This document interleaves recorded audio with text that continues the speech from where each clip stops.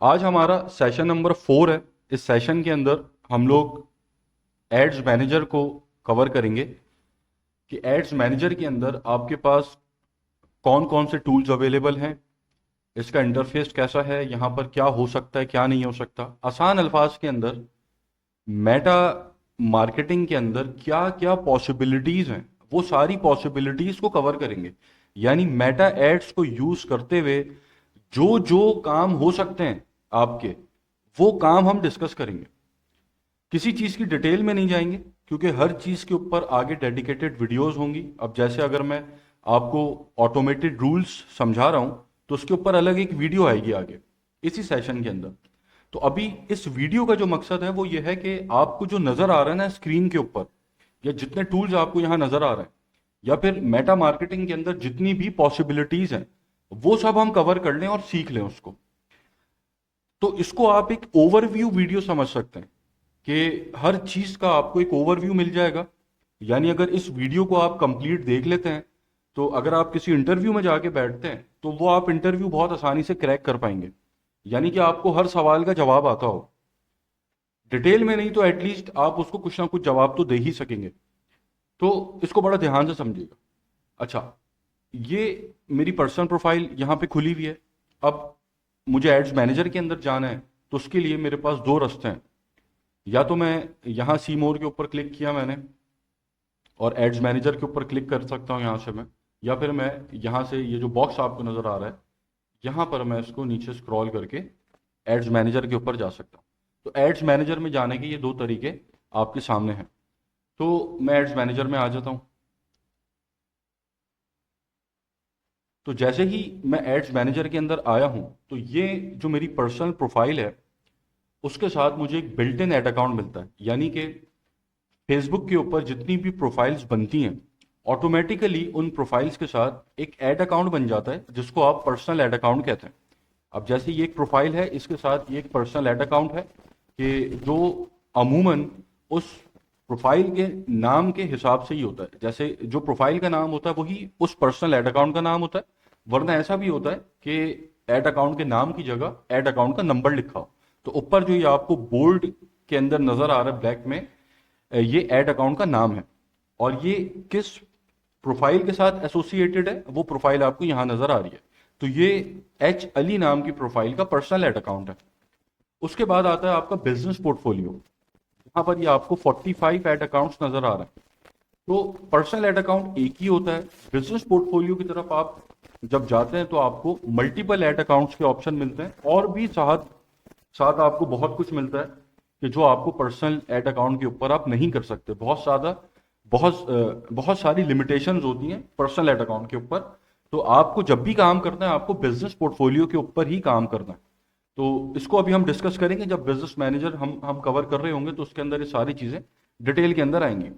तो अगर मैं एड्स मैनेजर के इंटरफेस को देखूं तो यहाँ पर मुझे टॉप के ऊपर यहाँ अपने ऐड अकाउंट का नाम नजर आ रहा है, जहां से मैं ऐड अकाउंट को सेलेक्ट कर सकता हूं कि जिस ऐड अकाउंट का डाटा मुझे यहाँ पे देखना है। तो मैं जो भी ऐड अकाउंट यहाँ पे सेलेक्ट करूंगा उसका डाटा मेरे सामने विजिबल हो जाएगा। जैसे आपकी फेसबुक प्रोफाइल होती है, जब आप अपनी प्रोफाइल पे लॉगिन करते हैं तो आपकी प्रोफाइल के हिसाब से डाटा आपको नजर आ रहा होता है कि आपने कौन से पेजेस लाइक किए हैं, कौन से ग्रुप्स को ज्वाइन किया हुआ है, आपकी फ्रेंड लिस्ट क्या है, ये सारी चीज़ें आपको दिख रही होती हैं। फिर जब आप अपनी प्रोफाइल को चेंज करते हैं, किसी दूसरी प्रोफाइल से लॉगिन होते हैं, तो उस प्रोफाइल के हिसाब से डाटा आता है। सेम चीज़ यहाँ पर अप्लाई होती है कि जो ऐड अकाउंट आप यहाँ सेलेक्ट करेंगे उस ऐड अकाउंट के हिसाब से आपको यहाँ डाटा नजर आएगा और इंटरफेस ऐड अकाउंट का एग्जैक्टली सेम रहेगा। यानी कि ये जो आपके सामने स्क्रीन पर चीज़ें नजर आ रही हैं ये सारी एग्जैक्टली सेम रहेंगी। जो डाटा है वो बदल जाएगा। डाटा ऐड अकाउंट का भी मैं आपको दिखा भी दूंगा, बल्कि मैं आपको दिखा देता हूँ। जैसे कि ये एक ऐड अकाउंट है आपके सामने, तो अब ये एक ऐड अकाउंट का डाटा आपको यहाँ नजर आ रहा है पूरा। तो अब जैसे ही ऐड अकाउंट यहाँ पे चेंज होगा डाटा भी चेंज हो जाएगा, उस ऐड अकाउंट के हिसाब से डाटा आपको नजर आना शुरू हो जाएगा। उसके बाद आपको यहाँ पर ये 100 लिखा हुआ नजर आ रहा है, ये अपॉर्चुनिटी स्कोर कहलाता है। यानी कि जब आप मेटा पे कैंपेन्स चलाते हैं तो मेटा आपकी कैंपेन्स का एनालिसिस करती है और उसके ऊपर आपको कुछ चीज़ें रेकमेंड करती है कि जिससे मेटा को ये लगता है आपके रिजल्ट बेहतर हो जाएंगे। अब रिजल्ट बेहतर हो जाएंगे नहीं होंगे वो आगे हम समझेंगे, कि मेटा की रिकमेंडेशंस को आपको फॉलो करना चाहिए नहीं करना चाहिए, क्या उसकी साइंस होती है उसके पीछे, उसके ऊपर आगे वीडियो आएगी। अभी हम ओवरव्यू ले रहे हैं कि जो चीज़ें विजिबल आपको यहाँ नजर आ रही हैं या क्या क्या पॉसिबिलिटीज हैं वो हम समझ रहे हैं। तो ये अपॉर्चुनिटी स्कोर कहलाता है। ये 100 से लेकर नीचे कोई भी नंबर हो सकता है। तो जितना आपकी कैंपेन्स को या आपके एड्स के अंदर इंप्रूवमेंट की चांसेस होते हैं, उतना ये स्कोर कम होता है। यानी कि अभी इसके ऊपर कोई कैंपेन नहीं चली हुई, तो यहां पर 100 नजर आ रहा है। अब इसके ऊपर जैसे ही मैं कैंपेन्स चलाना शुरू करूंगा और मेटा को ये लगेगा कि इन कैंपेन्स के अंदर अगर ये होता या अगर आप इसको ऐसे करते तो आपको बेटर रिजल्ट मिलता, तो अपॉर्चुनिटी स्कोर नीचे आ जाएगा। यानी कि मेटा खुद बताएगा कि अभी आपका अपॉर्चुनिटी स्कोर 70% पे है, यहाँ 100 पे दिखा रहा है। मेटा आपको बताएगा कि 70% पे है, आप मेरी ये एक रिकमेंडेशन फॉलो कर लें। मिसाल के तौर पर एडवांटेज ऑडियंस, एडवांटेज ऑडियंस से कंफ्यूज मत होइएगा, ये अभी आगे हम समझेंगे सारी चीजें। तो मेटा कह रही है कि आप एडवांटेज ऑडियंस का यूज करें तो आपका स्कोर बेटर हो जाएगा, तो ये 100 पे चला जाएगा। तो मेटा खुद नीचे कर देती है स्कोर अगर आपकी कैंपेन्स के अंदर इंप्रूवमेंट की जरूरत है। तो अभी कोई कैंपेन ही नहीं है, इसलिए यहां पर ये 100 आपको दिखा रहा है। उसके बाद ऑप्शन है डाटा रिफ्रेश का, कि जब आप इसके ऊपर क्लिक करते हैं तो आपका जो डाटा है वो रिफ्रेश हो जाता है। जैसे यहां पर ये डाटा आपको नजर आ रहा है, अब मैं जैसे ही इसको रिफ्रेश करूंगा तो ये डाटा उस हिसाब से चेंज हो जाएगा। अभी यहां पर आपको रीच, इंप्रेशंस, ये सारी चीजें आगे मैं आपको समझाऊंगा कि आपको डाटा क्या है और डाटा देखना कैसे है, सारी चीजें आप समझेंगे अभी। तो आप सिंपल ये जो बटन है इसका काम ये है कि आप इससे डाटा को रिफ्रेश करते हैं। तो ये जो डाटा आपको यहाँ नजर आ रहा है, ये डाटा क्या है? ये सारा डाटा वो है कि जब आप कोई फेसबुक के ऊपर ऐड देखते हैं या इंस्टा पे देखते हैं, कहीं भी मेटा की किसी भी प्लेसमेंट के ऊपर आप कोई ऐड देखते हैं, उस ऐड के साथ आपका जो इंटरेक्शंस है ना, वो सारा मेटा आपको यहाँ डाटा की शक्ल में बताती है। अब ये ऐड मैंने देखा है, तो अब सबसे पहले तो ये ऐड मुझ तक पहुंचा है, तो ये एक डाटा है। ये ऐड मैंने कितनी दफा देखा है, ये एक डाटा है। मैं इस ऐड के साथ इंगेज कर रहा हूँ, लाइक कर रहा हूँ, कमेंट कर रहा हूँ, शेयर कर रहा हूँ, क्या कर रहा हूँ? मैं मैसेज कर रहा हूँ जाके पेज पे, या मैं कॉल टू एक्शन पे क्लिक कर रहा हूँ, मैं वेबसाइट पे विजिट कर रहा हूँ, ठीक है, वहां जाकर मैं ऐड टू कार्ट कर रहा हूँ, परचेज कर रहा हूँ, क्या कर रहा हूँ मैं? या कोई इंस्टेंट फॉर्म है वो मैंने भर दिया। तो ये सारा डाटा आपको यहाँ मेटा बता रही होती है। इवन के आपने इस पोस्ट को सेव कर लिया, इस ऐड को, आपने इस ऐड को ब्लॉक कर दिया, इवन वो भी आपको मेटा यहाँ बता रही होगी कि इतने लोगों ने आपका ऐड देखा, उसमें से इतने लोगों ने आपको ब्लॉक कर दिया। तो जितना भी कुछ इंटरेक्शन आप इस ऐड के साथ कर सकते हैं, वो सब कुछ आपको यहां पे नजर आएगा, कि जिसकी बेसिस के ऊपर आप एनालिसिस करेंगे अपनी कैंपेन्स का, आप स्ट्रेटेजी तैयार करेंगे, आप अपनी कैंपेन्स की फोरकास्ट करेंगे, आप बहुत कुछ करेंगे उस डाटा के बल पे, जो आगे हम सीखेंगे अभी। तो इस सेक्शन के अंदर सारा आपका डाटा है, और डाटा ही असल गेम है। डाटा अगर आपको सही पढ़ना आ गया, आपको समझना आ गया डाटा, तो फिर आपको बहुत आसानी हो जाएगी मेटा मार्केटिंग के अंदर। उसके बाद आपके पास एक बटन है रिव्यू एंड पब्लिश का, कि जब आप अपनी कोई कैंपेन, अब जैसे मैं यहाँ पर क्रिएट बटन पे क्लिक करके एक कैंपेन मैंने बना दी। अभी कंफ्यूज मत होइएगा, सब आगे सीखेंगे हम लोग, अभी जस्ट आपको एक चीज़ दिखा रहा हूँ मैं। अब जैसे एक एक कैंपेन मैंने बना दी, यहां से मैं उसको पब्लिश कर सकता हूं। अच्छा, एड्स मैनेजर के अंदर बहुत सारी चीजें रिपीट भी हो रही होती हैं, कि आपको यहाँ पब्लिश का बटन मिल रहा है, यही बटन आपको यहाँ पे भी मिल रहा है, यही सेम बटन आपको नीचे भी मिल रहा है, यही सेम बटन आप जब कैंपेन में जाएंगे तो आपको यहाँ भी मिलेगा, यहाँ भी आपको नजर आ रहा है। तो अब आप देखें, एक पब्लिश का बटन है जो आपको 4 जगह मिल रहा है। तो इससे कभी कंफ्यूज मत होइएगा, यहाँ बहुत सारी चीजें रिपीट हो रही होती हैं, जैसे पहले भी मैंने आपको बताया। अब यहाँ पर आपको डुप्लीकेट का बटन नजर आ रहा है, यही आपको डुप्लीकेट का बटन यहाँ भी नजर आ रहा है, यही डुप्लीकेट का बटन जब आप अपनी कैंपेन के अंदर जाएंगे वहां भी नजर आएगा आपको, यहाँ से भी आप इसको डुप्लीकेट कर सकते हैं। तो एक चीज है, 3 3 4 4 दफा आपको यहाँ पे नजर आ रही होती है। अच्छा, उसके बाद है डिस्कार्ड का बटन, कि आपके जितने भी ड्राफ्ट्स हैं, यानी जो अनपब्लिश्ड कैंपेन्स हैं, अब ये कैंपेन मैंने बनाई है जो कि पब्लिश्ड नहीं है, तो उसको मैं इस बटन पे क्लिक करके डिलीट कर सकता हूँ। डिस्कार्ड ड्राफ्ट, तो जितना भी ड्राफ्ट होगा जो अनपब्लिश्ड है, वो सब यहाँ से डिस्कार्ड हो सकता है। इस बटन का काम ये है। उसके बाद ये 3 डॉट्स आपको नजर आ रहे हैं, इसके ऊपर आप क्लिक करेंगे तो यहां से आप अपने एड्स मैनेजर को रीसेट कर सकते हैं। तो एड्स मैनेजर रीसेट का मतलब यह है कि आपकी जितनी कैंपेन्स हैं वो सब वैसे ही रहेंगी, यानी कि जो पब्लिश्ड कैंपेन्स हैं, जो ड्राफ्ट है वो सब डिलीट हो जाएगा। जैसे अगर मैं रीसेट एड्स मैनेजर के ऊपर क्लिक करूंगा, रीसेट एड्स मैनेजर, तो अब यहाँ पे सारा ड्राफ्ट क्लियर हो गया। अच्छा, रीसेट एड्स मैनेजर का जो मकसद है वो क्या है ये समझ लें। मेटा ना ग्लिचेस से भरा हुआ है। मेटा के ऊपर बहुत ज़्यादा ग्लिचेस होते हैं, यानी कि आप अपनी प्रोफाइल के अंदर हैं, अब आपको एड्स मैनेजर में जाना है, आपने एड्स मैनेजर के ऊपर क्लिक किया और एड्स मैनेजर खुल ही नहीं रहा, या आप बिलिंग सेक्शन में यहाँ से जा ही नहीं पा रहे, या आपकी कोई पेमेंट नहीं हो पा रही, एक्स वाई जी बहुत सारे इश्यूज आते हैं मेटा के अंदर, जो आगे हम डिस्कस करेंगे एक एक करके। तो उन इश्यूज के अंदर भी आप इस ऑप्शन का इस्तेमाल कर सकते हैं, यानी एड्स मैनेजर को अगर आप रीसेट करें तो अक्सर ऐसे ग्लिचेस होते हैं जो मेटा के खुद ही रिजॉल्व हो जाते हैं। उसके बाद ऑप्शन है यहाँ पर आप अपनी प्रोफाइल को सेलेक्ट कर सकते हैं, यानी कि ये वाला एड अकाउंट, यानी इस एड्स मैनेजर के अंदर जो एक्सेस मैंने किया है वो इस प्रोफाइल को यूज करते हुए किया है, तो यहाँ पे मुझे नजर आ रही है। यहाँ से मैं अपनी जो प्रोफाइल है उसको चेंज भी कर सकता हूँ। उसके बाद ये नीचे जो आपको सेक्शन नजर आ रहा है ये फिल्टर्स का सेक्शन है, इसके ऊपर मैं बाद में आऊंगा, पहले मैं जरा एक कैंपेन बना लूं ताकि उसके ऊपर फिर हम लोग डिस्कस करेंगे। अच्छा, अभी आप लोग कोई बटन नजर आ रहा है क्रिएट का, इसके ऊपर आप क्लिक करेंगे तो आप इस सेक्शन के अंदर आ जाएंगे कि जहां पर आप अपनी कैंपेन्स को बनाएंगे। तो यहां मेटा आपसे बहुत कुछ पूछता है, तो अभी मैं अवेयरनेस सेलेक्ट करके आगे बढ़ रहा हूं। अभी हम ये नहीं सीख रहे कि कैंपेन कैसे बनती है, अभी मैं आपको ओवरव्यू दे रहा हूं, तो ओवरव्यू के तौर पर ही इसको आप समझें। अभी तो जैसे ही मैंने क्रिएट किया तो मैं इस इंटरफेस के ऊपर आ गया। अब आपने पीछे देखा था कि मैंने एक ऑब्जेक्टिव सेलेक्ट किया था, अवेयरनेस। तो मैं पीछे कोई भी ऑब्जेक्टिव सेलेक्ट करूं, मैं अवेयरनेस सेलेक्ट करूं, मैं सेल सेलेक्ट करूं, मैं ट्रैफिक सेलेक्ट करूं, इसी तरह के इंटरफेस के ऊपर मैं आऊंगा। ठीक है, कुछ ऑप्शंस होंगे जो आपको नजर नहीं आएंगे, कुछ ऑप्शंस होंगे जो आपके बढ़ जाएंगे, तो ये कुछ चेंजेस होंगे, इंटरफेस ऐसे ही सेम होगा।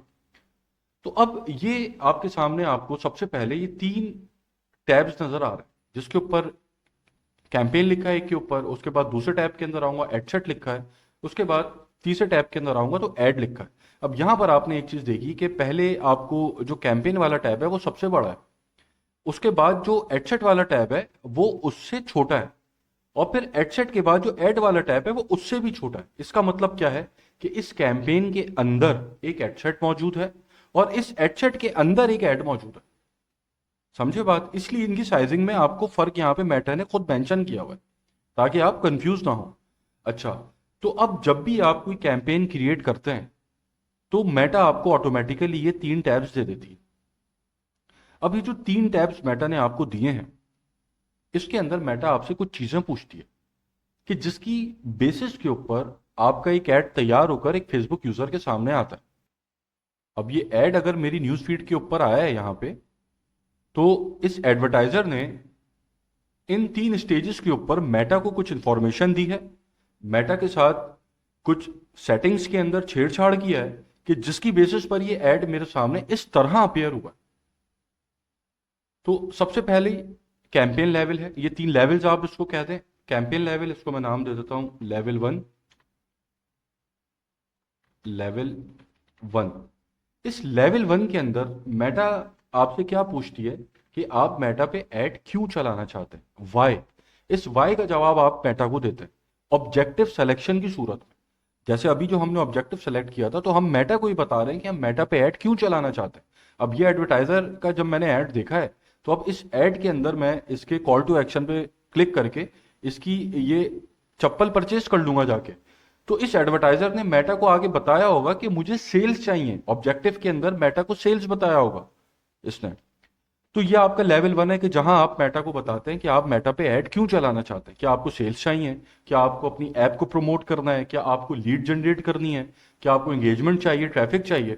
एक एक करके हर चीज हम बहुत डेप्थ के अंदर, डिटेल के अंदर जाकर समझेंगे, अभी बस समझे जो मैं समझा रहा हूं। उसके बाद लेवल 2 है। अच्छा, हो सकता है कुछ स्टूडेंट्स के लिए बहुत बेसिक हो, जाहिर है जो पुराने स्टूडेंट्स हैं उनको तो हर चीज पता है, लेकिन मैं अपने जहन में जो एक इमेज लेके चलता हूँ स्टूडेंट का समझाते वक्त, वो ये लेके चलता हूँ कि वो बिल्कुल ही उसको कुछ पता ही नहीं है, वो बिल्कुल जीरो है। तो इसलिए मैं उन स्टूडेंट से माजरत चाहता हूँ कि जो ऑलरेडी ये सब जानते हैं। अच्छा, फिर आ जाता है आपका लेवल टू। अब लेवल टू के अंदर आप मेटा को बताते हैं हु एंड वेयर। यानी कि ये ऐड मैं देख रहा हूं, ये ऐड मैं कहां देख रहा हूं, न्यूज़ फीड पे देख रहा हूं, ये मैं इंस्टा पे भी देख सकता था। ये सेम ऐड आपको यहाँ राइट कॉलम पे नजर आ रहा है। तो मेटा को इस सेक्शन के अंदर आप बताते हैं कि ऐड आपका कौन देखे और किधर देखे। ठीक है, और भी बहुत कुछ बताते हैं, मेनली ये दो काम होता है। तो कौन का मतलब यह है कि आप ऑडियंस यहां पे सेलेक्ट करते हैं अपनी, इस सेक्शन के ऊपर मेटा आपसे आपकी ऑडियंस पूछती है और आपकी प्लेसमेंट पूछती है। ठीक है, उसके बाद तीसरा लेवल है, इसको आप कहते हैं लेवल थ्री। लेवल थ्री के अंदर मेटा आपसे पूछती है व्हाट, क्या दिखाना चाहते हैं। अब ये ऐड मैं देख रहा हूं, उसके अंदर मैं इमेज देख रहा हूं, मैं इसके अंदर वीडियो देख रहा हूं, जहां पर मैं ऐड कॉपी क्या है, प्राइमरी टेक्स्ट क्या लिखा है, यहां पर कॉल टू एक्शन क्या है, यहां पर हेडलाइन क्या है। ये सारी चीजें मेटा को मैं यहां बताता हूं व्हाट के अंदर कि क्या दिखाना चाहता हूं। ठीक है, तो ये तीन लेवल्स है। अभी मैं यहां से बाहर जा रहा हूं क्योंकि इसके ऊपर आगे अभी वीडियो डिटेल में आएगी। तो ये जो तीन लेवल्स आप मेटा को बताते हैं, यही तीन लेवल्स आपके कैंपेन लेवल, एडसेट लेवल और एड लेवल, ये आपको यहाँ पे इन टैब्स के अंदर भी नजर आ रहा है। तो यहाँ पर इस टैब के अंदर आपको आपकी सारी कैंपेन्स नजर आ जाती हैं।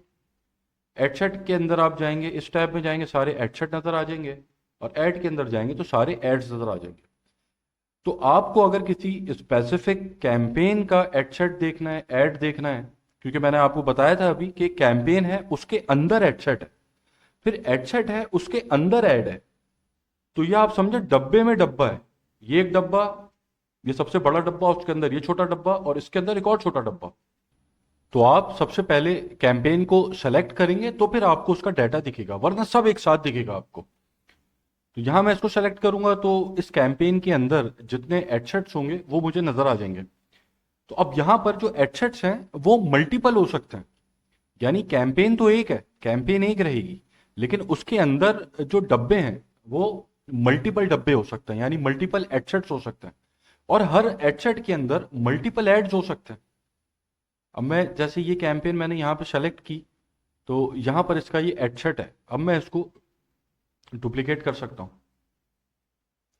मैंने इसको डुप्लीकेट किया तो मेटा मुझे इस इंटरफेस के ऊपर ले आती है, यानी उसी पुराने वाले इंटरफेस पे जहां पे आपने मुझे कैंपेन, हम लोगों ने जहां पर कैंपेन्स बनाई थी। अब जैसे आप यहां पर देखें कि ये हो गई कैंपेन, ये एक सिंगल कैंपेन है, इसके अंदर ये एक एडसेट वन कहते हैं आप इसको, और ये आपका हो गया एडसेट टू,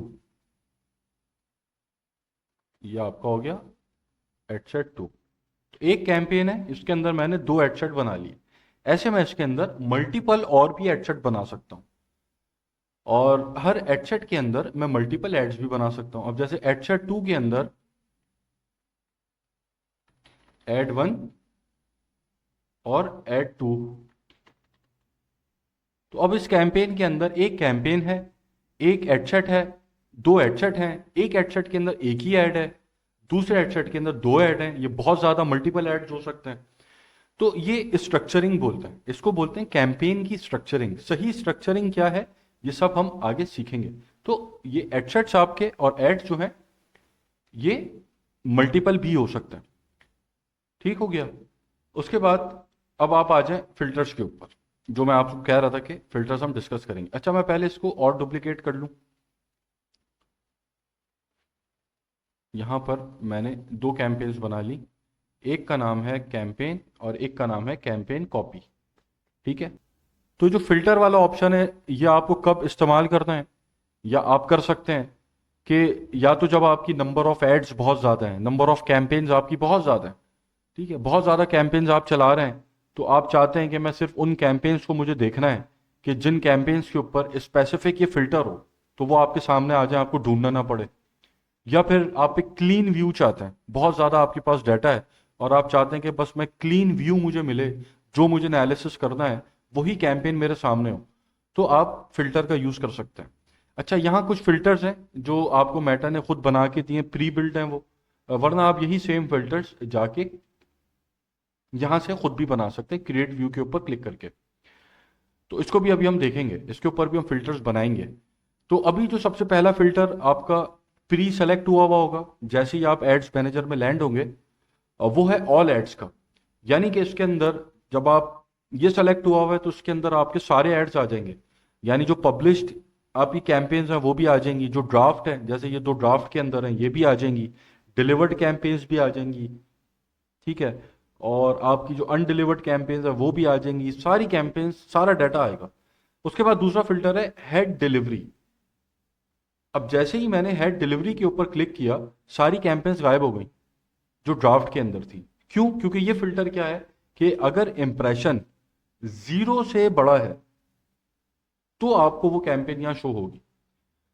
तो इसका मतलब क्या है कि आपने कोई ऐड अगर देख लिया तो यानी कि एक इंप्रेशन हो गया, इंप्रेशन हो गया तो यानी कि वो ऐड आप तक पहुंच गया, पहुंच गया तो आप उसको डिलीवर्ड ऐड बोलते हैं कि ये ऐड टारगेटेड ऑडियंस तक या फेसबुक यूजर तक डिलीवर हो चुका है। तो वो आप यहां देख सकते हैं। अच्छा, ये फिल्टर अभी हो सकता है आपको लगे ये क्या यूजलेस फिल्टर है, यूजलेस नहीं है। ऐसी बहुत सारी आप कैंपेन्स बनाते हैं कि जिसको आप डिलीवरी से पहले ही बंद कर देते हैं। यानी आपने एक कैंपेन बनाई, मैंने यहाँ पे ये मैंने कैंपेन बना के पब्लिश कर दी, ठीक है, अब इस पे कोई स्पेंडिंग नहीं हुई, कुछ भी नहीं हुआ, और फिर मेरा माइंड चेंज हुआ, कुछ मेरे दिमाग में आया और इस कैंपेन को मैंने ऐसे ही ऑफ कर दिया, बंद कर दिया मैंने कैंपेन को, ठीक है। तो अब ये कैंपेन भी डाटा में तो आ गई ना। अब जब भी मैं ऑल एड्स के ऊपर जाऊंगा तो ये कैंपेन भी मुझे शो होगी, हालांकि बंद है, चली भी नहीं है, बनाते साथ ही मैंने बंद कर दी, फिर भी शो होगी। तो इसलिए हेड डिलीवरी में जब आप जाएंगे तो यहां पर ऐसी कैंपेन्स आपकी सारी डिसअपियर हो जाएंगी। फिर आपके पास एक्टिव एड्स का टैब है, यानी कि आपके सारी वो कैंपेन्स आपको यहाँ नजर आएंगी कि जो एक्टिव हैं इस वक्त, जो चल रही हैं। उसके बाद आपके पास एक्शंस का टैब है। ये एक्शंस ये वही सेम टैब है अपॉर्चुनिटी स्कोर वाला, यानी जो अपॉर्चुनिटी स्कोर आपको यहाँ पे नजर आ रहा है वही सेम आपको जब आप एक्शंस को सेलेक्ट करेंगे तो आपको यहाँ पे नजर आएगा। यानी कि मेटा आपको एक्शंस बता रही होगी कि ये अगर आप कर लेते हैं तो इतने पॉइंट्स आपके बढ़ जाएंगे और इसका पोटेंशियल आउटकम ये है, ठीक है। तो इसके ऊपर आगे अभी बात होगी, अपॉर्चुनिटी स्कोर को मैं इन डेप्थ डिस्कस करूंगा क्योंकि यहाँ पे बड़े जो है कन्फ्यूजन होती हैं स्टूडेंट्स को। तो एक्शन हो गया, उसके बाद आप सी मोर पे क्लिक करते हैं तो अब यहाँ पर आपके पास सबसे पहले सजेस्टेड व्यूज का टैब है कि ये वही सेम व्यूज हैं जो आपको मेटा ने यहाँ पे दिए हुए हैं। फिर आप माई व्यूज के ऊपर जाएंगे तो अब यहाँ आप अपने पर्सनलाइज्ड कस्टमाइज्ड व्यूज भी बना सकते हैं। अब मैं क्रिएट व्यू के ऊपर क्लिक करता हूँ तो अब यहाँ मैं मिसाल के तौर पर मैं ये देखना चाहता हूँ कि मेरी अभी तक जितनी कैंपेन्स चली हैं उसके अंदर ऐसी कौन सी कैंपेन्स हैं कि जिसके ऊपर 100 से ज़्यादा परचेजेस हैं। तो मैं यहाँ पे व्यू बना लेता हूँ, फिल्टर लगा देता हूँ परचेजेस मोर देन 100, ठीक है।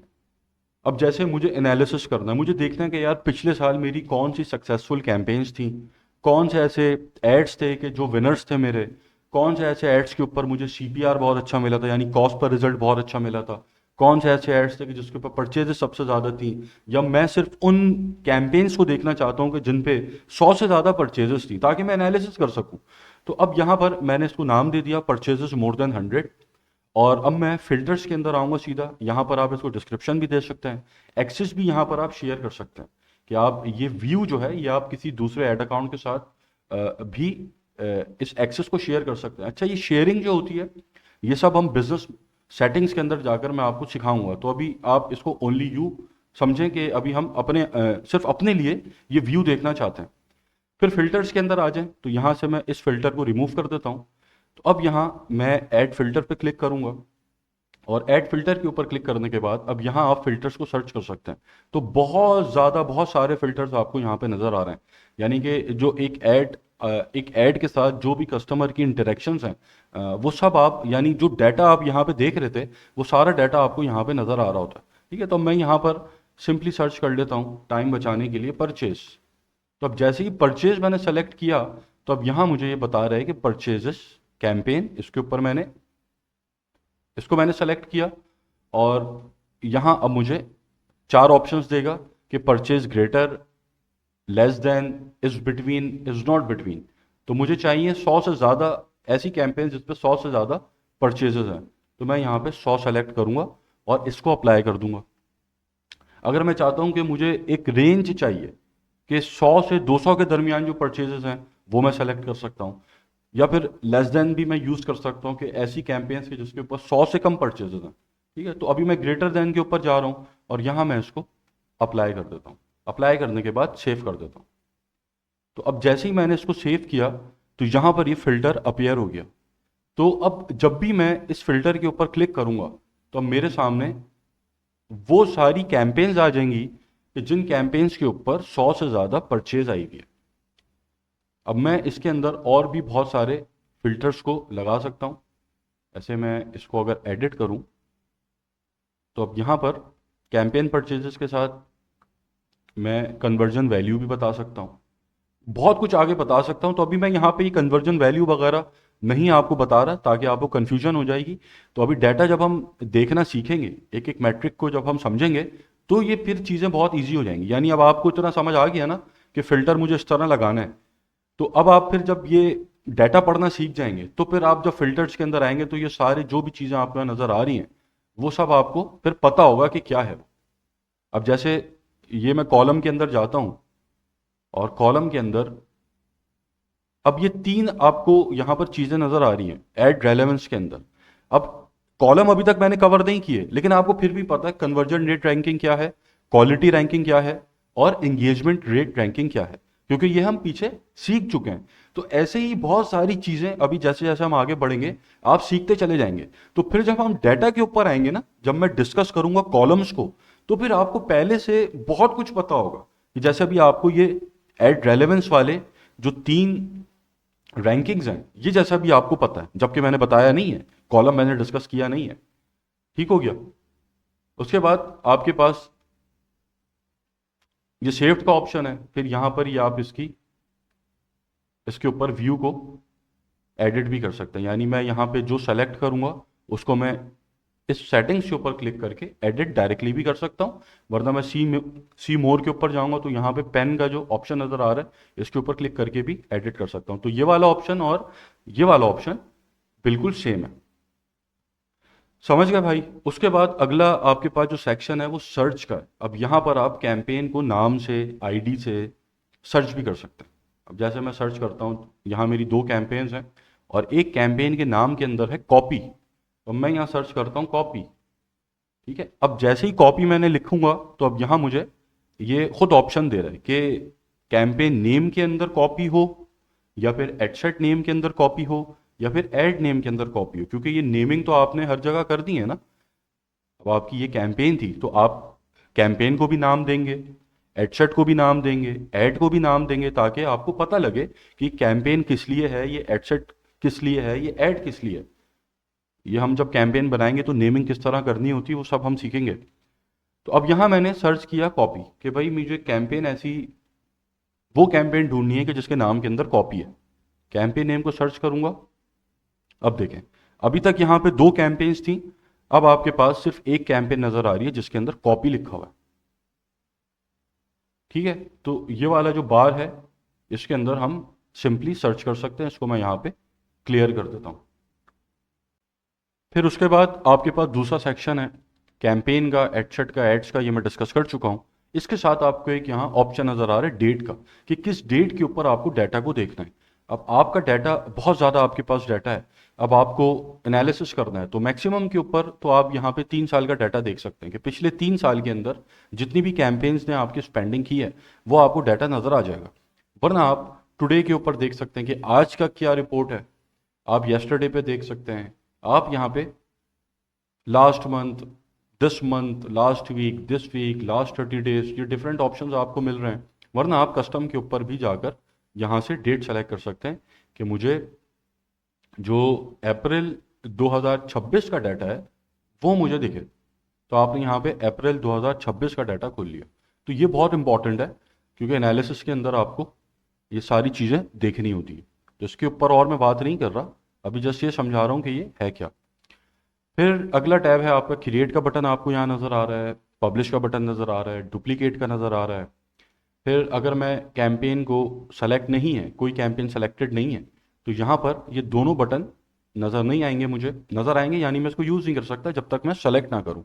अब मैंने इस कैंपेन को सेलेक्ट किया है और अब यहाँ मैं इसको पब्लिश कर सकता हूँ, डुप्लीकेट कर सकता हूँ और यहाँ पर क्लिक करूँगा तो यहाँ मुझे और कुछ ऑप्शंस मिलते हैं। जैसे मैं इसको कॉपी करके पेस्ट कर सकता हूँ कैंपेन को, तो मैं इसको कॉपी करता हूँ। यहाँ कॉपी करने के बाद कंट्रोल भी दबाऊंगा तो ये पेस्ट हो जाएगा और मैं इसको डायरेक्टली यहाँ से, अब पेस्ट का ऑप्शन भी अपीयर हो रहा है तो मैं इसको यहाँ से भी पेस्ट कर सकता हूँ। तो सिंपली ये सब डुप्लीकेट है। यहाँ जो डुप्लीकेट है वही कॉपी पेस्ट भी है, वही क्विक डुप्लीकेट भी है। फिर आप आ जाएं एडिट के ऊपर, यहाँ से आप टर्न ऑन कर सकते हैं। तो यहाँ ये अपीयर नहीं हो रहा क्योंकि ऑलरेडी कैंपेन टर्न ऑन है। आप इसको टर्न ऑफ कर सकते हैं। ठीक है, टर्न ऑफ कर दी मैंने कैंपेन। आप इसका जो नेम है वो चेंज कर सकते हैं, यहाँ से कैंपेन 1 कर दिया मैंने इसका नाम चेंज, सेव टू ड्राफ्ट। तो ये नेमिंग वगैरह तो आप अंदर ही जाके कर लेंगे। एक तरह से देखा जाए तो यूजलेस ऑप्शंस हैं ये। फिर फाइंड एंड रिप्लेस कर सकते हैं। अब मैं इसके ऊपर जाऊंगा, 1 को मैं फाइंड करूंगा और मैं इसको रिप्लेस कर दूंगा 2 से, यानी ये कैंपेन मैंने सेलेक्ट किया है और इसका टेक्स्ट मैं रिप्लेस कर रहा हूँ। तो अब देखें 1 की जगह ये 2 बन गया, जो कि एक निहायत यूजलेस ऑप्शन है। मुझे समझ में नहीं आता ये इस तरह के ऑप्शंस और इतनी ज़्यादा रिपीटेशंस मेटा क्यों दे रही होती है। अब यहाँ पर कैंपेन बजट का ऑप्शन है, कैंपेन डिटेल्स का ऑप्शन है, यानी कैंपेन की स्पेंडिंग लिमिट का ऑप्शन है। यानी कि जो सेटिंग्स आपको यहाँ पर, मेन सेटिंग जब आप अपनी कैंपेन बना रहे होते हैं उस वक्त जो आपको सेटिंग्स नज़र आ रही होती हैं, जैसे कैंपेन बजट की सेटिंग ये नज़र आ रही है बजट स्ट्रेटेजी में, तो वही सेटिंग आपको मेटा बाहर भी दे रही है, स्पेंडिंग लिमिट, कैंपेन बजट। अब ऐसे ही अगर आप, मैं इसको सेलेक्ट मैंने किया हुआ है और मैं एडसेट लेवल के अंदर आया हूँ, तो अब यहाँ पर जब मैं इसको सेलेक्ट करूंगा एडसेट 1 को, तो यहाँ मेरे पास और कुछ सेटिंग्स आ जाएंगी। यानी कि जो सेटिंग्स मैं एडसेट लेवल पे कर सकता हूँ वो आपको सेटिंग्स अब यहाँ पे नज़र आ रही हैं। जो सेटिंग्स मैं कैंपेन लेवल पे कर सकता हूँ लेवल 1 पे, वो सेटिंग्स आपको वहाँ नज़र आ रही थी। ऐसे ही जो सेटिंग्स मैं ऐड लेवल पे कर सकता हूँ वो सेटिंग्स आपको यहाँ पे नज़र आ रही होंगी। देखिए हम यहाँ पे प्राइमरी टेक्स्ट आपको नज़र आ रहा है, मीडिया का ऑप्शन नज़र आ रहा है, जो एडसेट में नज़र नहीं आ रहा था क्योंकि एडसेट लेवल पे आप ये सेटिंग्स नहीं करते। तो जब आप अपनी कैंपेन बनाते वक्त आपको जो सेटिंग्स करनी होती हैं वही सारी सेटिंग्स आपको मेटा यहाँ पे भी दे रही होती है। सही। फिर आ जाएं आगे, यहाँ पर आपको ऑप्शन नज़र आ रहा है ए बी टेस्ट का। तो ए बी टेस्ट के अंदर आप दो कैंपेन्स को टेस्ट करते हैं, या आपकी कैंपेन 1 है या आपकी कैंपेन 2 है। अब आपको देखना है कि आपकी कैंपेन 1 ज़्यादा बेटर परफॉर्म कर रही है या कैंपेन 2 ज़्यादा बेटर परफॉर्म कर रही है। तो ए बी टेस्टिंग के ज़रिए आप इन दो कैंपेन्स की परफॉर्मेंस को मेजर कर सकते हैं बहुत करेक्ट वे के अंदर। लेकिन इसके अंदर बहुत सारी चीज़ें हैं समझने की। जो ए बी टेस्ट वाली वीडियो आएगी उसके अंदर मैं समझाऊंगा, इसमें बहुत कुछ बताने का है। लेकिन सिंपली ए बी टेस्ट का ऑप्शन इसलिए यूज़ होता है। अब यहाँ पर सवाल ये है कि आप ए बी टेस्ट का ऑप्शन क्यों यूज़ करें। अब जैसे कैंपेन 1 कैंपेन 2 तो आपकी चल रही है ना, इसके अंदर आपको वैसे ही पता लग रहा है 10,000 पर डे का ये स्पेंड कर रही है, 10,000 पर डे का ये स्पेंड कर रही है। अब आपको पता है 10,000 कैंपेन 1 ने खर्च किए और ये रिजल्ट आया, 10,000 कैंपेन 2 ने खर्च किए ये रिजल्ट आया। ए बी टेस्ट का ही इस्तेमाल क्यों करें। तो उसका रीज़न ये है कि ए बी टेस्ट का ऑप्शन जब आप इस्तेमाल करते हैं तो ऑडियंस आपकी स्प्लिट कर देती है मेटा। यानी अभी ए बी टेस्ट को यूज़ नहीं करेंगे तो कैंपेन 1 भी आपके, जो यहाँ जो एड्स हैं आपके, वो भी सेम ऑडियंस देख सकती है जो कैंपेन 2 के ऐड देख रही है। तो ये आपस में ऑडियंस ओवरलैप हो सकती है। तो ऑडियंस की ओवरलैपिंग को रोकने के लिए आप ए बी टेस्ट का ऑप्शन यूज़ करते हैं। ए बी टेस्ट को यूज़ करेंगे तो फिर मेटा एक बाउंड्री बना देगी ऑडियंसेस के अंदर, यानी 100 लोग हैं तो उन 100 लोगों के अंदर 50 लोग ऑडियंस 1 बन जाएंगे, 50 लोग ऑडियंस 2 बन जाएंगे।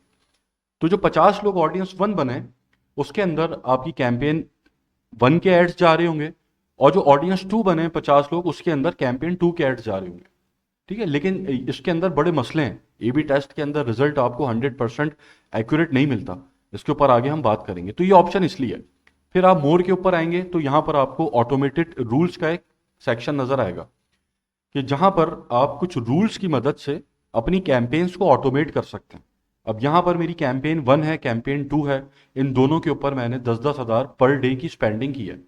और मेरे पास जो मैंने कॉस्टिंग की अपनी प्रोडक्ट की, उसके अंदर मुझे पता है कि अगर मेरे पास जो मेटा मार्केटिंग की कॉस्ट है, वो मिसाल के तौर पर मेरी प्रोडक्ट की प्राइस है 5,000 रुपये या 3,000 रुपये, और जो मैंने ब्रेक डाउन निकाला है, ये ब्रेक डाउन वगैरह कैसे निकलता है सब आप सीखेंगे। तो जो मैंने ब्रेक डाउन निकाला है उसके अंदर मुझे पता है यार, मेरी जो सीपीआर है, मेरा कॉस्ट पर रिजल्ट है, यानी एक ऑर्डर मुझे जितने रुपए का पड़ रहा है, वो अगर 500 रुपये से ज्यादा हो जाए तो मैं लॉस में चला जाऊंगा। तो मैं यहां पर ऑटोमेटेड रूल लगा सकता हूं कि उस रूल की मदद से फिर क्या होगा कि जैसे ही कोई कैंपेन मेरी अ, उसका सीपीआर, कॉस्ट पर रिजल्ट या कॉस्ट पर परचेज 500 रुपये से बढ़ेगी, तो वो ऑटोमेटिकली कैंपेन बंद हो जाएगी। तो ये यूजफुल होता है कि जब आप बहुत ज़्यादा कैंपेन्स का इस्तेमाल कर रहे हैं, आपके बहुत ज़्यादा एड्स चल रहे हैं, बहुत ज़्यादा एडसेट्स चल रहे हैं, तो फिर ऑटोमेशन आप यहाँ पे कुछ कर सकते हैं। वरना मेनली आप इसके ऊपर एक स्ट्रैटेजी लगाते हैं। तो जो स्ट्रैटेजी अभी हम लोग अ, आगे सीखेंगे कि ऑटोमेटेड रूल्स को यूज़ करते हुए आप स्ट्रैटेजी लगा कर भी जो रिजल्ट है वो ले सकते हैं। फिर आप इन्हीं सेम रूल्स को जो आपने बनाए हैं यहाँ पर आप उसको मैनेज कर सकते हैं। मैनेज पे क्लिक करूंगा तो ऑटोमेटेड रूल्स मेरे पास सामने खुल जाएंगे जो मैंने बनाए हुए हैं। फिर आप इंपोर्ट कर सकते हैं एड्स को अपने बल्क के अंदर, या आप एक्सपोर्ट कर सकते हैं। यानी एड एक्सपोर्ट का मतलब यह है जो डाटा है उसकी बात हो रही है। तो यहाँ जितना भी डाटा आपको नजर आ रहा है वो आपने किसी के साथ शेयर करना है, आपको किसी को दिखाना है कि भाई ये मेरा डाटा है सारा, तो वो आप सारा डाटा एक्सपोर्ट कर सकते हैं। ठीक है, और फिर अपने पास उस डाटा को डाउनलोड भी कर सकते हैं। ठीक है, एक्सेल की फाइल की सूरत में। तो जैसे ही आप डाउनलोड करेंगे तो जितना आपको डाटा यहाँ नजर आ रहा है वो एक बेसिक एक्सेल की शीट होती है, उसकी फॉर्म के अंदर आपके पास वो डाटा आ जाएगा। यानी कैंपेन का नाम लिखा है, कैंपेन की आईडी लिखी है, उसके साथ उसके सारे ये जितने भी आपने व्यू यहाँ बनाया है, जो रिजल्ट्स आपने यहाँ बनाए वो सब आपको वहाँ पे नजर आना शुरू हो जाते हैं। फिर इसी लाइन के अंदर आगे चले जाएं तो आपके पास कॉलम्स आ जाते हैं, कि जिसके अंदर आप अपनी मर्जी के हिसाब से डाटा देख सकते हैं। अब जैसे डाटा तो बहुत ज़्यादा डाटा है ना, कि एक कैंपेन के साथ बहुत सारा इंटरेक्शन कर रहा है, एक यूज़र आपके ऐड के साथ बहुत सारा इंटरेक्शन कर रहा है, इवन वो आपको ब्लॉक भी कर रहा है। ठीक है, तो वो तक आप यहाँ देख सकते हैं। तो अब वो सब तो आप नहीं देखेंगे, इतना सारा डाटा। अब जैसे मैं कस्टमाइज के ऊपर जाता हूँ तो यहाँ पर कितना सारा डाटा है, बहुत ज़्यादा डाटा है। तो ये सारा डाटा तो आपके काम का नहीं है, आपको रेलेवेंट डाटा देखना होता है, करेक्ट डाटा देखना होता है कि जो आपके काम का है। तो वो आप यहाँ पे अपने कॉलम्स को सेट कर सकते हैं। कॉलम्स किस तरह सेट होते हैं ये सब आगे हम लोग सीखेंगे। अब जैसे यहाँ पर पोस्ट सेव्स है, अब ये एक ऐसा मैट्रिक है जो एंगेजमेंट के टैब में आता है, और इसको अगर आप सेलेक्ट करते हैं तो वो आपको यहाँ पे नजर आएगा। अब ये इनसाइट है आपके लिए। मिसाल के तौर पर एक सिनेरियो समझें कि 3 दिन बाद ईद है, आपके एड्स चल रहे हैं। शुरू में आपके एड्स रमज़ान में जब आपने स्टार्ट किए थे शुरू में, तो बड़ा अच्छा परफॉर्मेंस दे रहे थे, और आपके पास जो कॉस्ट पर रिजल्ट था, जो एक ऑर्डर आपको मिल रहा था, वो 500 रुपये का मिल रहा था। अब जैसे जैसे ईद करीब आने लगी, आपकी कैंपेन स्टेबल स्टेबल स्टेबल, फिर बिल्कुल जब ईद करीब आ गई, यानी कि अब लोगों को ये पता है कि अगर अब वो ऑर्डर करते हैं तो ईद से पहले उनको डिलीवर नहीं हो सकता, वो ईद के बाद ही उनको डिलीवर होगा। तो अब आपने देखा कि कॉस्ट पर रिजल्ट आपका 500 से 1500 पे पहुंच गया, यानी आपकी कैंपेन की परफॉर्मेंस खराब होना शुरू हो गई। तो अब ये इनसाइट जो है आपके पास, ये हेल्पफुल हो सकती है कि पोस्ट सेव आप जाके देखेंगे कि यार कितने लोगों ने मेरी इस ऐड को, ये पोस्ट यहां नजर आ रहा है, ये बेसिकली आपका ऐड है, कि कितने लोगों ने आपकी ऐड को सेव किया है। मैं आपको दिखा भी देता हूं ये। अब जैसे मैं यहां पर आया, अब ये एक ऐड मेरे पास शो हुआ, लेकिन मैं इसको अभी ऑर्डर नहीं करना चाहता, लेकिन मैंने इसको यहां क्लिक करके सेव कर लिया। तो जब मैंने इसको सेव कर लिया तो अब ये यहां पर नजर आना शुरू हो जाएगा। तो अब आप इससे अंदाजा आपको हो जाता है कि हाँ यार ठीक है, शुरू में मेरी परफॉर्मेंस अच्छी थी, अब ईद बहुत करीब आ गई है, डिलीवरीज बंद हो चुकी हैं, और कस्टमर्स को पता है कि ईद से पहले उनको डिलीवर नहीं होगा, तो उन्होंने इस पोस्ट को सेव कितने लोग कर रहे हैं। तो इट मीन्स के स्टिल लोग इसके अंदर बहुत ज़्यादा इंटरेस्टेड हैं, और मे बी पॉसिबल ईद के बाद वो उसको ऑर्डर करें। तो ऐसी बहुत सारी इंसाइट्स होती हैं जो आपको यहाँ मिलती हैं, जो हम अभी देखेंगे, आगे सीखेंगे। तो ये वाले टैब के अंदर आप परफॉर्मेंस देखते हैं, फिर आप ब्रेक डाउन देखते हैं।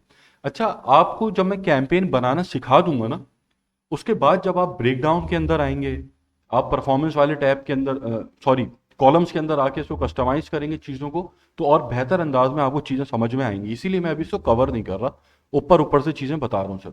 अब ब्रेकडाउन के अंदर आप बहुत सारी ब्रेकडाउन्स दे सकते हैं। आप प्लेसमेंट्स देख सकते हैं कि कौन सी प्लेसमेंट के ऊपर मुझे बेटर रिजल्ट आया है। यानी एक ऐड मेरा यहाँ पर शो हुआ है, एक ऐड मेरा राइट कॉलम पे शो हुआ है, ये भी एक ऐड है ना। तो एडवर्टाइजर ये देख सकता है कि कौन सी प्लेसमेंट के ऊपर मुझे बेटर कॉस्ट पर रिजल्ट आ रहा है। राइट कॉलम ऐड के ऊपर आ रहा है, इंस्टा के ऊपर आ रहा है, या मुझे न्यूज फीड के ऊपर आ रहा है, मुझे रील में आ रहा है, कहाँ आ रहा है मुझे।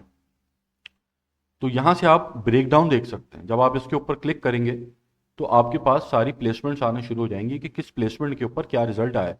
ये आगे मैं सब डिस्कस करूंगा जब कैंपेन हम बनाएंगे, तो फिर रियल डाटा के ऊपर आपसे बात करूंगा।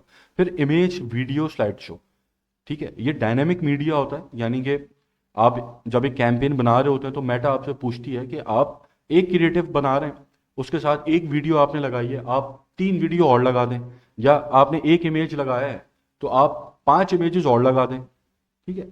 तो खैर इसके ऊपर अभी मैं आऊंगा, अभी आपको समझ में आएगा। तो वो सारी चीज़ें आप यहाँ से देख सकते हैं। फिर आप जो टेक्स्ट का ऑप्शन है वो आपको यहाँ नजर आ रहा है कि आपने एक ऐड कॉपी लिखी है, उसके साथ आपने 4 वेरिएशन उसको दिए हैं, ठीक है। तो अब आपने देखना है कौन सी वेरिएशन बेटर परफॉर्म कर रही, तो आप यहाँ से देख सकते हैं। अभी ये आपको समझ नहीं आ रहा होगा, मुझे पता है। जो बिगनर्स हैं उनको ये वाली चीज़ें अभी समझ नहीं आ रही होंगी, या आपको तभी समझ आएगा जब हम एक कैंपेन डिज़ाइन करना सीख जाएंगे, क्योंकि इसके पीछे भी बहुत कुछ है बताने को।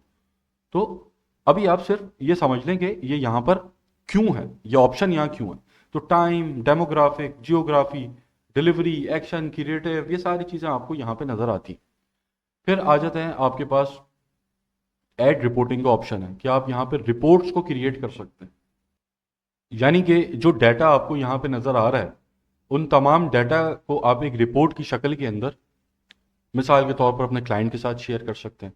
तो ये वाले सेक्शन रिपोर्टिंग से रिलेटेड है। हम लोग एक रियल रिपोर्ट भी बनाना सीख लेंगे तो आपको बेटर अंडरस्टैंडिंग हो जाएगी। फिर यहाँ से आप डाटा को एक्सपोर्ट कर सकते हैं, ठीक है। यहाँ पर मैं जैसे ही एक्सपोर्ट के ऊपर मैंने क्लिक किया तो अब यहाँ पर ही एक्सपोर्टिंग टेबल डाटा, और यहाँ पर ही मुझे CSV की फाइल जो है वो नज़र आ गई। इसके ऊपर मैं खोलूंगा तो मुझे ये सारा डाटा नज़र आ रहा होगा, ठीक है। फिर export as CSV, export as Excel, SX, customise report, schedule report, जो लिंक है मैं भी उसको शेयर कर सकता हूँ। यानी ये जो डाटा यहाँ मुझे नज़र आ रहा है वो एक टेबल की फॉर्म के अंदर उसका लिंक मैं शेयर कर सकता हूँ आगे। उसके बाद आखिरी ऑप्शन है कि आप इसके चार्ट्स देख सकते हैं कैंपेन के, कि कैंपेन की इस वक्त कितना उसने अमाउंट स्पेंड कर लिया है ब्रेक डाउन के हिसाब से। यानी ये भी आपका एनालिसिस के अंदर ही आता है। ये रियल डाटा के ऊपर हम इसको भी डिस्कस करेंगे। तो उसके बाद फिर यहाँ से आप जो इसके ऊपर सेलेक्ट करते हैं तो सारी कैंपेन्स आपकी सेलेक्ट हो जाएंगी। जैसे मुझे सब कुछ सेलेक्ट करना है तो यहाँ से मैंने सब कुछ सेलेक्ट कर लिया जो भी मुझे यहाँ पे नज़र आ रहा है। फिर यहाँ आपको नज़र आ रहा है व्यू रिजल्ट्स। इसके ऊपर जब मैं क्लिक करता हूँ तो टोटल जितना रिजल्ट है वो यहाँ पे मुझे सब नज़र आना शुरू हो जाएगा। जैसे अमाउंट स्पेंड कितना हुआ है टोटल, जैसे मुझे देखना है यस्टरडे मैंने अपनी कैंपेन्स चलाई थी। अब वो जितनी भी कैंपेन्स चली थी 10, 15, 20, जितनी भी कैंपेन्स मैंने चलाई थी उसका मुझे सारा डाटा देखना है, टोटल डाटा। तो वो सारा टोटल डाटा मुझे यहाँ पर नज़र आएगा, ठीक है। तो मेरे ख्याल से यहाँ पे हमने जितनी भी चीज़ें नज़र आ रही थी आपको उसको डिस्कस कर लिया। फिर ये जो साइड के ऊपर है ये आपके चार्ट्स वाला सेक्शन है। अब जैसे मैं या आपको एक कैंपेन दिखा देता हूँ। अब यहाँ पर मैं एक कैंपेन सेलेक्ट करता हूँ और सेलेक्ट करने के बाद मैं आ जाता हूँ चार्ट्स के अंदर। तो अब यहाँ पर उस कैंपेन से रिलेटेड मैं जो चार्ट है वो देख सकता हूँ, ठीक है। अब जैसे यहाँ पर मैं जो डेट है, डेट रेंज है वो मैं सेलेक्ट कर सकता हूँ। जैसे मैक्सिमम के ऊपर मैंने सेलेक्ट किया है तो अब यहाँ मुझे अपनी परचेजेस नज़र आ रही हैं। फिर यहाँ मैं और फैक्टर्स यहाँ डाल सकता हूँ, और जो मैट्रिक्स हैं वो डाल सकता हूँ। जैसे कस्टमाइज के ऊपर क्लिक करूँगा तो अब यहाँ मैं CPM देख सकता हूँ, कॉस्ट पर रिजल्ट देख सकता हूँ, रोएस देख सकता हूँ, ठीक, अमाउंट स्पेंड, इम्प्रेशंस, ये सारी चीज़ें यहाँ पर मुझे नज़र आएंगी। फिर आपके पास एज, जेंडर डिस्ट्रीब्यूशन है, यहाँ पर मैं रिजल्ट देख सकता हूँ, अमाउंट स्पेंड देख सकता हूँ, ठीक है। यहाँ पर ये अमाउंट स्पेंड आपको नज़र आ रहा है कि मैक्सिमम के ऊपर जो मैन है उसके ऊपर 20 लाख रुपए स्पेंड किया इस कैंपेन ने, और वुमेन के ऊपर 3.5 लाख रुपए स्पेंड किया। 85% बजट जो स्पेंडिंग हुई है वो मैन के ऊपर हुई है, और 14% वुमेन के ऊपर हुई है। तो ये सारी चीज़ें वैसे तो इतनी ज़रूरी नहीं है, ये सब कुछ तो आप अपने जो एड कॉलम्स हैं वहाँ देखते हैं। असल एनालिसिस आपका यहाँ होता है, यहाँ आप एक प्रॉपर एक फ्लो बिल्ड होता है, जिस फ्लो की बेसिस पे आप एनालिसिस करते हैं, क्योंकि एनालिसिस जो है ना मोस्ट इंपॉर्टेंट पार्ट है आपकी एडवर्टाइजिंग जर्नी का। जो एनालिसिस में अच्छा है वो कैंपेन्स अच्छी चला पाएगा। जिसको एनालिसिस का नहीं पता कि मुझे डाटा रीड कैसे करना है, तो वो बेकार है उसके लिए। तो चार्ट्स वगैरह तो बस नाम की यहाँ चीज़ें मौजूद हैं। असल जो डाटा आपको नज़र आ रहा होता है वो यहाँ कॉलम्स के अंदर आता है। यहाँ से आप एक फ्लो बिल्ड करते हैं कॉलम्स का, डिफरेंट मैट्रिक्स का, और फिर आप कैंपेन का एनालिसिस करते हैं, जो हम आगे सीखेंगे। फिर यहाँ पर आप अपनी कैंपेन को एडिट कर सकते हैं। मैं यहाँ इसको सेलेक्ट करूँगा और फिर यहाँ एडिट के ऊपर क्लिक करूँगा, तो मैं उसी इंटरफेस के ऊपर आ गया हूँ जहाँ पे हम पहले थे।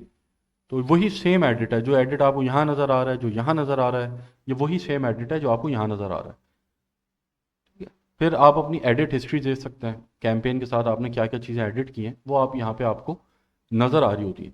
तो ये वाला पूरा सेक्शन तो हमने कवर कर लिया है। अब हम लोग चलते हैं जो ये वाला सेक्शन है, यहाँ पर और बहुत सारी चीज़ें जो समझने की हैं। तो आई होप ये सारी चीज़ें जो अभी हमने समझी हैं वो आपको क्लैरिटी मिल गई होगी कि कौन सी चीज़ कहाँ पर है और उसका क्या पर्पज़ है।